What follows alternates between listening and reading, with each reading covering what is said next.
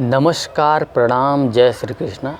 आज मैं बात करूंगा मोटापा के ऊपर, ठीक है, वज़न के ऊपर कि वज़न को हम किस प्रकार से कम करें। आज इस टॉपिक पे बात करेंगे। तो देखिए, मोटापा के कुल टोटल 3 फैक्टर्स हैं और इन तीनों फैक्टर्स पे हम बातचीत करेंगे कि भाई मोटापा जो होता है उसके कारण क्या है। और आपको अच्छे से पता है कि कारण में ही निवारण होता है। जब तक हम कारण को नहीं पकड़ पाएंगे, निवारण नहीं कर पाएंगे। तो मोटापा का सबसे पहला कारण है अत्यधिक भोजन।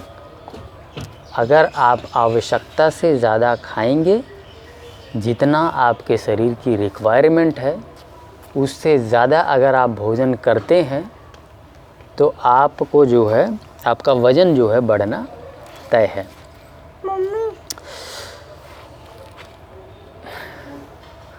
दूसरा जो फैक्टर है वो ये है कि हमारा यदि हार्मोनल इम्बैलेंस होगा, ठीक है, अगर हमारा हार्मोन जो है इम्बैलेंस होगा तो उसकी वजह से भी जो है मोटापा का बढ़ना तय है। जैसे कि इसमें हार्मोनल इम्बैलेंस में होता क्या है, बेसिकली जो मेटाबॉलिज्म रेट होता है वो इन्फ्लुएंस होता है। जब हमारा हार्मोन इम्बैलेंस हो जाता है तो मेटाबॉलिज्म रेट जो होता है वो जो है ऊपर नीचे हो जाता है। मान लीजिए आपका मेटाबॉलिज्म रेट बढ़ गया है, ठीक है, मेटाबॉलिज्म रेट बढ़ गया है तो उससे क्या होगा कि ज़्यादा ऊर्जा की खपत होने लगेगी आपके शरीर में। अब जब शरीर में बैठे बैठे ज़्यादा ऊर्जा की खपत हो रही है तो आप मोटे होंगे कि पतले? आप पतले हो जाएंगे, ठीक है, क्योंकि ज़्यादा ऊर्जा की खपत हो रही है। वहीं पे अगर मेटाबॉलिज्म रेट स्लो हो जाता है तो ऐसे में क्या होगा, ऊर्जा की खपत जो है कम हो रही है। ऊर्जा की खपत अगर कम होगी तो शरीर में ज़्यादा ऊर्जा रहेगा। भोजन तो आप उतना ही कर रहे हैं, भोजन की क्वांटिटी को आपने कम नहीं किया, लेकिन मेटाबॉलिज्म रेट कम हो गया है तो उसकी वजह से जो है ऊर्जा की खपत कम हो रही है शरीर में। और वो ऊर्जा अगर शरीर में पड़ा रहेगा तो वो क्या होगा, आपका शरीर जो है भारी होना शुरू हो जाएगा। तो इस तरह से हार्मोनल इम्बैलेंस जब होता है, जब हार्मोन का इम्बैलेंस होता है तो उसकी वजह से भी जो है मोटापा बढ़ता है, ठीक है। हार्मोन इम्बैलेंस के बारे में मैंने कल जो है वीडियो अच्छे से किया हुआ, उसको आप जो है देख सकते हैं, ठीक है, हार्मोन किन कारणों से इम्बैलेंस होता है। तीसरा जो कारण है वो है हमारा डीएनए में, ठीक है, कि भाई चलिए हमारे माता पिता जी पहले से ही भारी हैं, ठीक है, और उस कारण से जो है बच्चे भी उसी तरह से हो जाते हैं। तो इस तरह से जो है आप खुद स्वयं अपने घर में देख सकते हैं, मैं खुद स्वयं अपने घर में देख रहा हूँ, ठीक है। तो जो है अब ये देखिए, जो तीसरा फैक्टर है इसमें तो आपको कुछ करने की आवश्यकता नहीं है।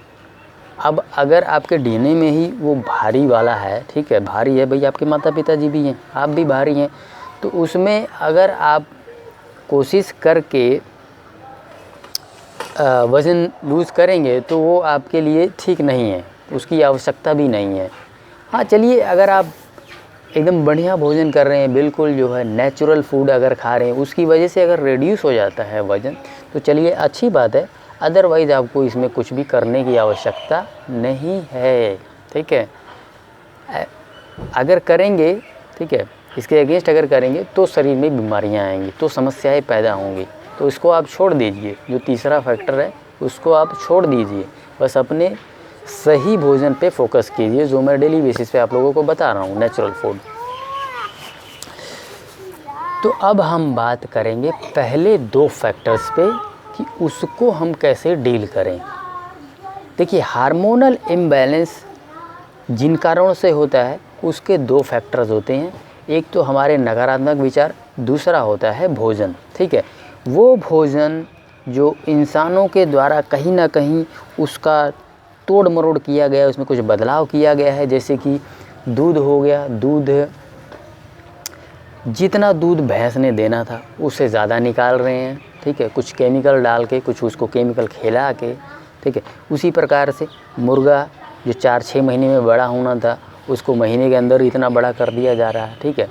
तो ये चीज़ें हैं, ये वो प्रोडक्ट्स है जिसके थ्रू वो हार्मोनल इम्बैलेंस करने वाली चीज़ें हमारी बॉडी में आती हैं। तो आप उसको रोक दीजिए, उस चीज़ को रोक दीजिए, जैसे कि दूध लेना बंद कर दीजिए, नॉनवेज की आइटम्स खाना बंद कर दीजिए, ठीक है। तो हार्मोन को इन्फ्लुएंस करने वाले फैक्टर्स हमारी बॉडी में आएंगे ही नहीं, तो जो हार्मोन इम्बैलेंस हुआ है वो अपने आप बराबर हो जाएगा। तो इन चीज़ों का आप बाहर कर दीजिए और नेचुरल फूड पे आ जाइए, ठीक है।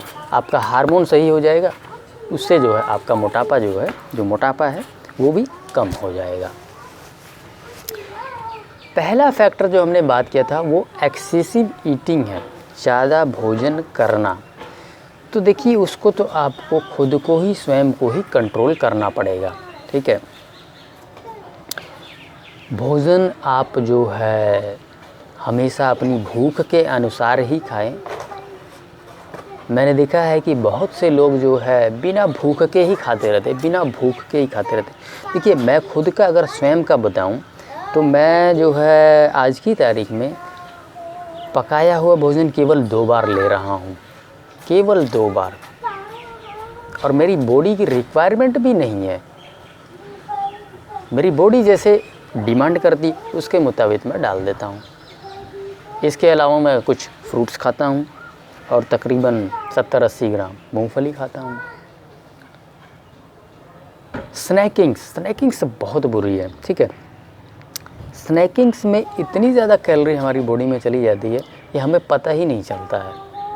जो बीच बीच में हम अपना मेन फूड खाते हैं, जो मेन फूड के अलावा जो बीच में खा लेते हैं घंटे बाद, 2 घंटे बाद, ठीक है, वो जो स्नैकिंग है वही एक्सेसिव ईटिंग है और उसी से हमारा वज़न बढ़ता है। आप स्नैकिंग ही बंद कर दीजिए, या फिर आपका जो मेन फूड है उसमें से जो है कैलोरी रिड्यूस कर दीजिए।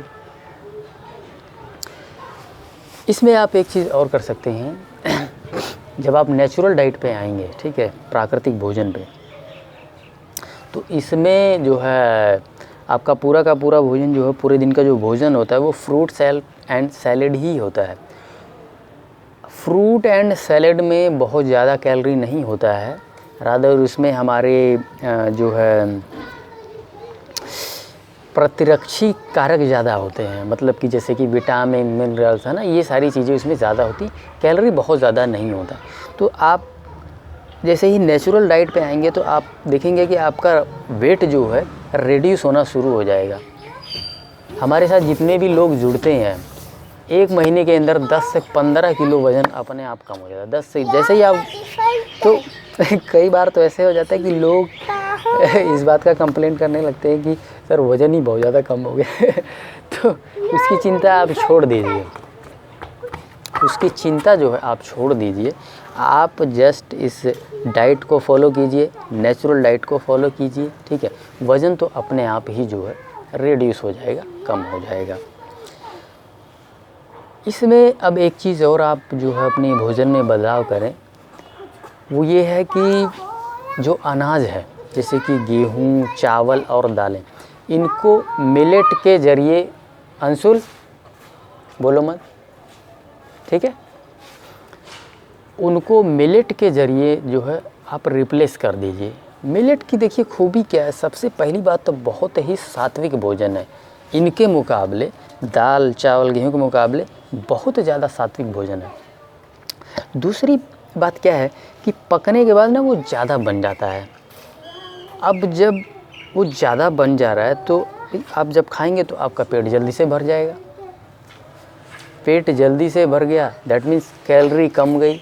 आप रोटी खाएंगे तो ज़्यादा कैलोरी जाएगा, मिलेट्स खाएंगे तो कैलोरी कम जाएगा। क्यों?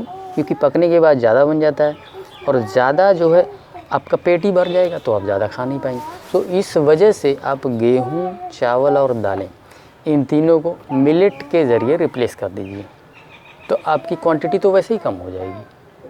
आप मिलेट खाना शुरू करेंगे तो आपकी क्वांटिटी जो है, जो आपकी कैलोरी इनटेक है जो ज़्यादा हो रही है, वो उसी से कम हो जाएगा। तो बस ये जो है आपको 2 से 3 चीज़ें करनी है, ठीक है। नेचुरल फूड खाना है और जो ग्रेन्स है उसको जो है आप मिलेट्स के ज़रिए रिप्लेस कर दीजिए। सो आपका जो वज़न है, जो भी शरीर को का सही वज़न है, वो अपने आप आके वहाँ पे जो है रुक जाएगा। सो उम्मीद करता हूँ आज की वीडियो से मैं आपको कुछ सिखा पाया हूँ, कुछ मोटिवेट कर पाया हूँ। सो इस वीडियो को यहीं समाप्त करते हैं। धन्यवाद। जय श्री कृष्ण।